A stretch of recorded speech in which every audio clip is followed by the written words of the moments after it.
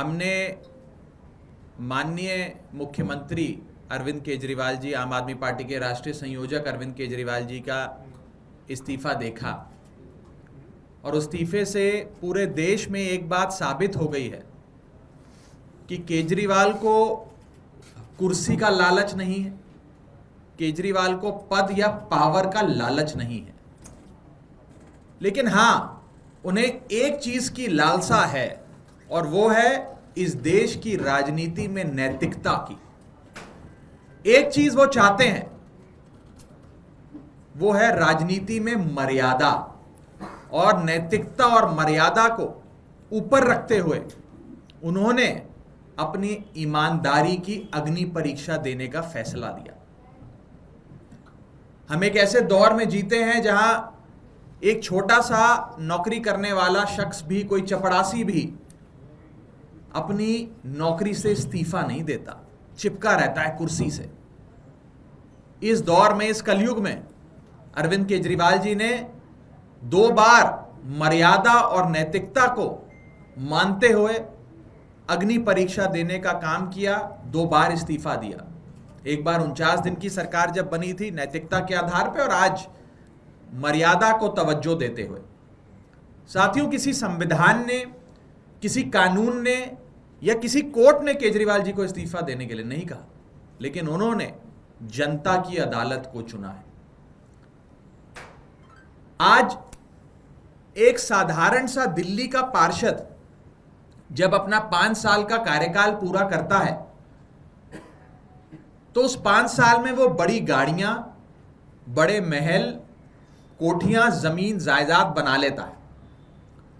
आप अनगिनत ऐसे उदाहरण जानते हैं कि जब पार्षदी का चुनाव लड़ा था कॉर्पोरेटर, काउंसलर बनने का, तो स्कूटर पर आकर प्रचार किया करते थे।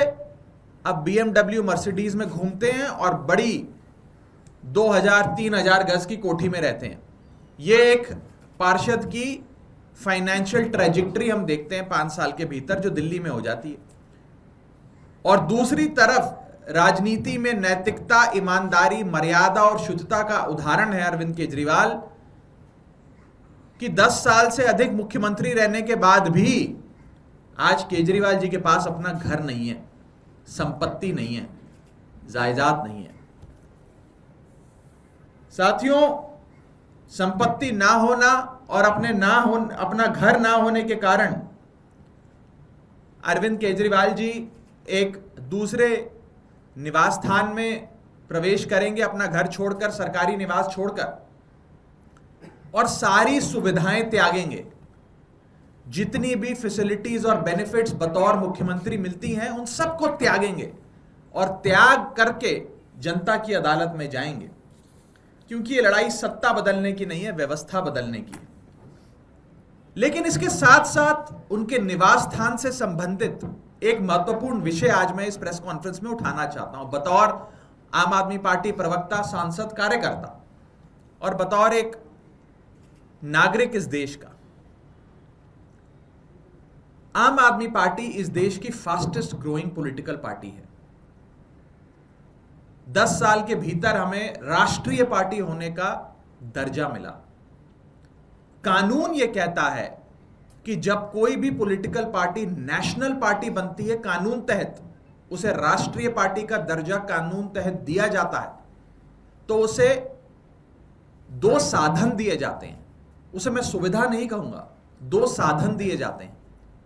पहला साधन, उसको अपना काम करने के लिए एक कार्यालय राष्ट्रीय राजधानी में दिया जाता है।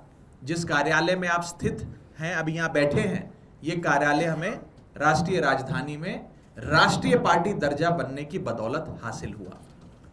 और दूसरी जो साधन हमें कानून तहत मिलना चाहिए वो है हमारे राष्ट्रीय संयोजक को एक अकोमोडेशन, यानी कि एक सरकारी आवास। इस देश में कई राजनीतिक दल, राष्ट्रीय पार्टियां बने समय समय पर, और उन्हें समय समय पर उनके राष्ट्रीय अध्यक्ष हों या राष्ट्रीय संयोजक हो, उन्हें राष्ट्रीय राजधानी यानी कि दिल्ली में एक मकान, एक सरकारी आवास दिया गया। वो चुनाव आयोग का कानून है जिसके तहत मिलता है। आज उसी कानून का हवाला देते हुए हम सरकार से ये विनती करेंगे